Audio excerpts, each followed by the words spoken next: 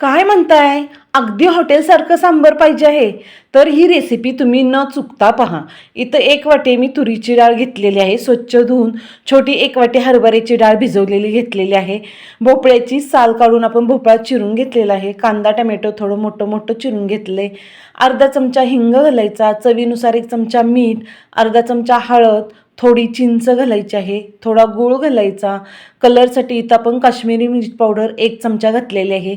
छोटी अर्धी पळी तेल घालायचं आहे आणि याच्यात अर्धा कुकर पाणी घालायचं आणि 3 शिट्ट्या घ्यायच्या. 3 शिट्ट्या काढल्यानंतर थोडीशी डाळ ढवळून घ्यायची आहे, म्हणजे सगळी एकसारखी होते. फोडणी करायसाठी इथं तेल गरम झालं, त्यात मोहरी घालायची. मोहरी तडतडली की जिरे घालायचे. जिऱ्यांचा कलर चेंज झाला की भरपूर कढीपत्ता आणि लाल मिरचीचे तुकडे घालायचे. तेजपान 2-4 तुकडे घालायचे आणि दालचिनीचे पण थोडेफार तुकडे घालायचे 2-3 आणि सगळी फोडणी याच्यावर ओतून घ्यायची.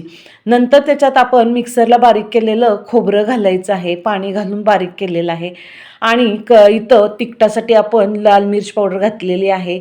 1 चमचा इथं गरम मसाला घातला आहे. कसुरी मेथी हातावर चोळून घालायची. एकदम मस्त असं सांबर लागतं. त्याच्याबरोबरच खाण्यासाठी आपण इथं उत्तप्पा पण बनवलेला आहे. उत्तप्पा आणि सांबर ही रेसिपी पूर्ण पाहण्यासाठी खालील लिंकवर क्लिक करा आणि जरूर पहा दोन्ही रेसिपी.